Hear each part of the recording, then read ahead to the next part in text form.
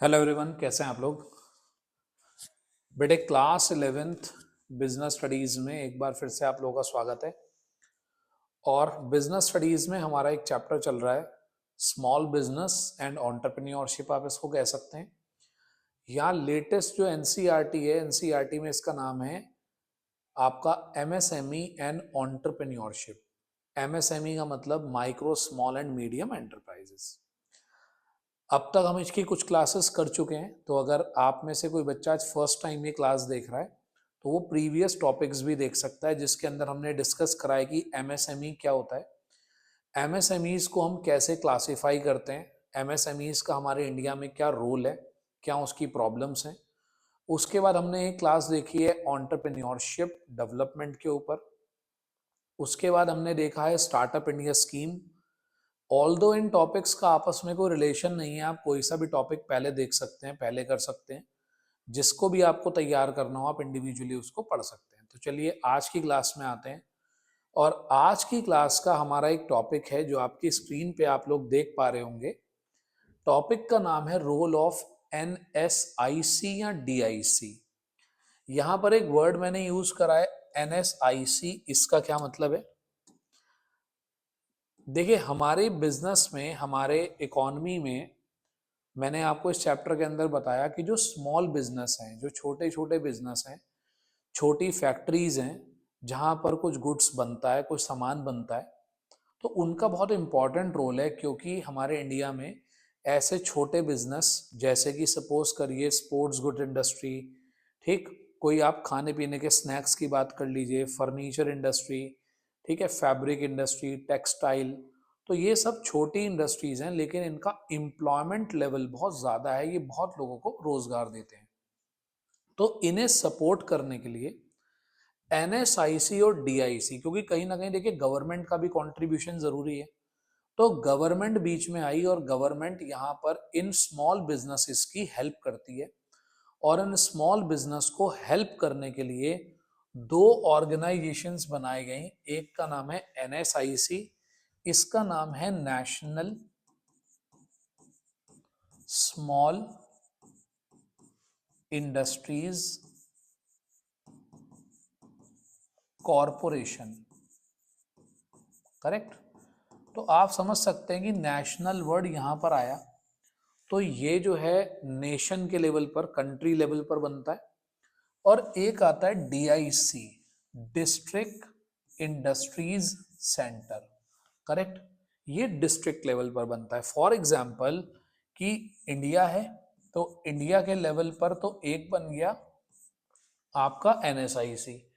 और जैसे हमारे अलग अलग डिस्ट्रिक्ट होते हैं, जैसे कि सपोज करिए कि एक डिस्ट्रिक्ट हो गया मेरठ, एक डिस्ट्रिक्ट हो गया गाजियाबाद, एक डिस्ट्रिक्ट हो गया बरेली, एक डिस्ट्रिक्ट हो गया नागपुर।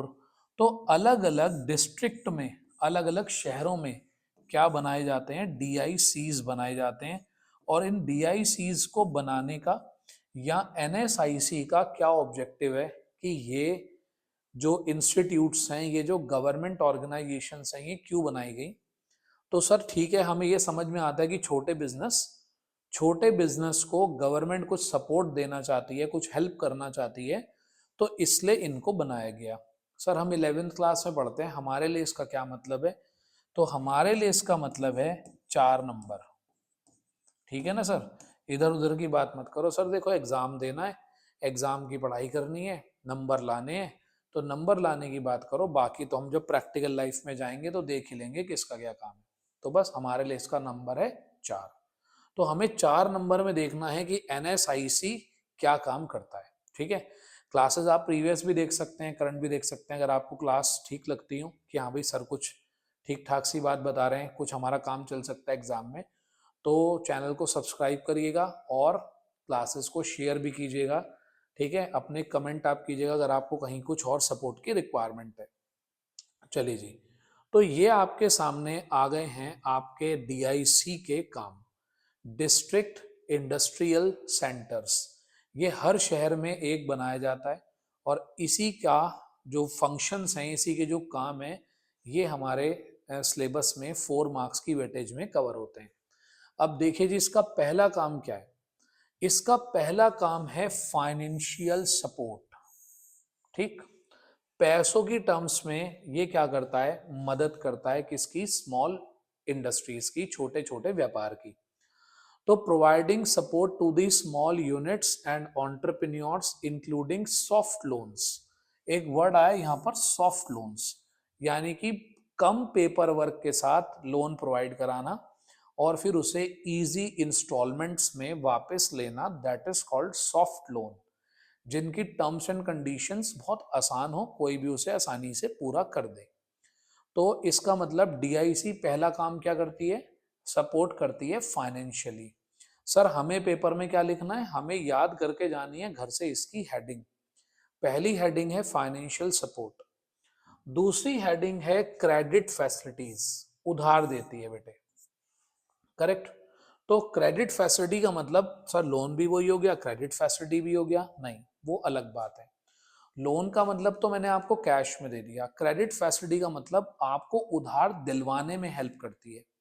फॉर एग्जाम्पल कि मेरी फैक्ट्री में क्रिकेट बैट बनते हैं और मेरी कंपनी को, मेरी फैक्ट्री को वुड की रिक्वायरमेंट है, मुझे लकड़ी चाहिए, उस लकड़ी से मैं बैट बनाऊंगा। तो मुझे उस लकड़ी को खरीदने के लिए सपोर्ट चाहिए कि मुझे सामने वाली पार्टी उधार दे दे। तो ये उधार में हमें गुड्स दिलवाने में भी क्या करते हैं, हमारी हेल्प करते हैं। करेक्ट। तो ये क्या करेंगे, मैं इनके पास जाऊंगा, ये मुझे एक लेटर बनाकर देंगे और मैं वो लेटर लेकर सामने वाली पार्टी के पास जाऊंगा। तो एक तरीके से एक सपोर्ट मिल गया कि हाँ भाई मेरे पास एक गवर्नमेंट की तरफ से एक लेटर है, अब जिसके बेस पर मुझे उधार मिलने में थोड़ी सहूलियत होगी। तो उधार दिलवाने में हेल्प करते हैं। थर्ड आता है आपका मशीनरी एंड इक्विपमेंट। देखिए, जैसे आप सपोज करिए कुछ ऐसी मशीनरीज होती हैं, कुछ ऐसे इक्विपमेंट होते हैं जो बहुत ही महंगे होते हैं। ठीक, लेकिन कंपनियां उसको खुद नहीं खरीदना चाहती। तो गवर्नमेंट क्या करती है, उनको हेल्प करने के लिए गवर्नमेंट उन्हें वो मशीनरी एटसेट्रा खरीदती है और उन्हें रेंट बेसिस पर या कह लीजिए कंट्रीब्यूशन बेसिस पर उन्हें वो यूज करने के लिए दे देती है। तो देखिए, arranging for machinery and equipment including indicate where entrepreneur can find machinery and equipment for their plant. ठीक है, एक तो पहले तो ये बताती है कि भाई मशीनरी इक्विपमेंट हम उन्हें प्रोवाइड करा देते हैं। दूसरा, कभी कभी ऐसा होता है हम किसी ऐसी प्रॉब्लम में फंस जाते हैं कि यार इस काम को करने के लिए एक मशीन चाहिए, लेकिन वो मिलेगी कहाँ पर मुझे नहीं पता। आजकल के टाइम में तो हम गूगल कर लेते हैं हर चीज के लिए, लेकिन फिर भी कुछ चीजें ऐसी होती हैं हमें यही नहीं पता कि भाई उनका सप्लायर कहाँ से आएगा, ऐसी मशीन बनी भी है आज तक या नहीं बनी। तो उसको ढूंढने में, उसको अवेलेबल कराने में भी कौन हेल्प करता है, हमारा, हमारे डीआईसीज जो हैं। ये हर शहर के अंदर बने हुए होते हैं। अगर आप किसी ऐसे शहर में रहते हैं जहाँ की कोई चीज़ बड़ी फेमस है, जैसे मैं मेरठ से बिलोंग करता हूँ, तो मेरठ में एक पूरी मार्केट है, पूरी इंडस्ट्री है जिसको मेरठ स्पोर्ट्स कॉम्प्लेक्स कहते हैं। तो मेरठ स्पोर्ट्स कॉम्प्लेक्स में डीआईसी का ऑफिस बना हुआ होता है। ऐसी जगह पर वो ऑफिस बना हुआ होगा और वो वहाँ पर उसको ये सब चीज़ें आप वहाँ से ले सकते हैं। तो मशीनरी और इक्विपमेंट अपने पास से भी प्रोवाइड कराती है या इंडिकेट करती है कि भाई कहाँ से ये मिल सकते हैं, कौन सी शहर से हम इसको मंगवा सकते हैं या कौन से देश में से हम इसको इंपोर्ट कर सकते हैं। तो ये सब बातें बताती है। Next, raw material. अगर आपको रॉ मटेरियल चाहिए तो रॉ मटेरियल से रिलेटेड भी हेल्प करती हैं। आप अपनी प्रॉब्लम अगर डीआईसीज को बताएंगे तो डीआईसीज वो प्रॉब्लम आगे गवर्नमेंट को बताती है। तो गवर्नमेंट उस रॉ मटेरियल को अरेंज करने में आपकी हेल्प करती है।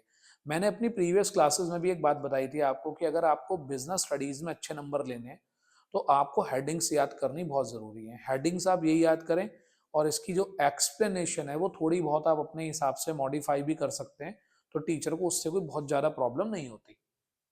Next, training. क्योंकि ये गवर्नमेंट ऑर्गेनाइजेशन है तो टाइम टू टाइम पर जो नई नई चीज़ें आती हैं, जो नए नए ट्रेनिंग मेथड्स आते हैं, जो नए नए प्रोडक्शन मेथड्स आते हैं, ये लोग क्या करते हैं, ये अपने आसपास की इंडस्ट्रीज को सिखाते हैं। तो arranging training for the entrepreneurs including the entrepreneurship development programme also. ठीक है, क्योंकि हम इस चैप्टर के अंदर बात कर रहे हैं एमएसएमई एंड एंटरप्रेन्योरशिप डेवलपमेंट। तो किसी नए बिजनेसमैन को किसी चीज में हेल्प की जरूरत हो या अपने बिजनेस को कैसे वो उसको जो है स्प्रेड कर सके, तो उसमें उनको हेल्प करते हैं। जैसे आपने कभी देखा होगा, आप कहीं पर किसी, जैसे आपके शहर में भी लगते होंगे, कहीं फेयर लग गया, कोई मेला लग गया, तो वहां पर लोग अपनी प्रोडक्ट्स को लेकर आते हैं और एग्जीबिशन में लगाते हैं उसको। तो इन सब कामों में इसको जो है DICs जो है वो हेल्प करती हैं। नेक्स्ट आते हैं मार्केट फॉरकास्ट। मार्केट की फॉरकास्ट भी करती हैं कि भाई आने वाले टाइम में so and so raw material का प्राइस बढ़ने वाला है, कम होने वाला है, आने वाले टाइम में सो एंड सो कंट्री की वजह से उन दो कंट्रीज की आपस में लड़ाई हो गई है तो वहां से इंपोर्ट होना कम हो जाएगा। तो मार्केट के फॉरकास्ट भी करते हैं कि आने वाले टाइम में किस चीज की डिमांड बढ़ सकती है, किसकी डिमांड घट सकती है। तो identifying schemes and making market forecast for the different item कि आज जैसे आजकल के टाइम की आप बात करिए, आजकल ईवी का टाइम चल रहा है, इलेक्ट्रॉनिक व्हीकल्स का, इलेक्ट्रिक व्हीकल्स का टाइम चल रहा है। तो ऐसे में फॉरकास्ट करती हैं कि भाई आने वाले टाइम में जो बैटरी है उसकी डिमांड बढ़ जाएगी, बैटरी से रिलेटेड जो चीजें हैं उनकी डिमांड बढ़ जाएगी। ठीक। उसके बाद लास्ट आता है इन्वेस्टमेंट एडवाइस। ये एडवाइस भी करते हैं कि कहाँ पर इन्वेस्टमेंट करना प्रॉफिटेबल रहेगा, किस प्रोजेक्ट में पैसे लगाने चाहिए, किस में पैसे नहीं लगाने चाहिए। तो although my point is that कि दीज आर द हेडिंग्स, और ये हेडिंग्स आपको क्या कर लेनी चाहिए, लर्न करनी चाहिए कि financial support, credit facility, machinery, raw material, training देना, मार्केट का फॉरकास्ट करना और इन्वेस्टमेंट के लिए एडवाइस करना। 4 नंबर का क्वेश्चन एग्जाम में बहुत आता है, what are the functions of DIC। Clear. मैंने आपको स्टार्टिंग की क्लासेस में बताया था कि इस चैप्टर का सिलेबस क्या है, तो अगर आप एक बार चेक भी करना चाहें तो चेक कर सकते हैं, DIC के फंक्शन हमारे सिलेबस में है। ठीक है। तो चलिए और आगे आते हैं। उसके बाद NISC की बात करते हैं। NISC के बारे में केवल हमारे यहाँ पर मीनिंग है और कुछ नहीं है, क्योंकि NSIC क्या होती है। तो देखिए, NSIC facilitates micro, small and medium enterprises with a set of specialty tailored scheme। देखिए बहुत ही अच्छा सा एक वर्ड है, स्पेशली टेलर्ड स्कीम। टेलर्ड का मतलब होता है बनाई गई, कि आपके लिए कोई स्कीम बनाई गई हो, स्पेशली आपके लिए बनाई गई हो।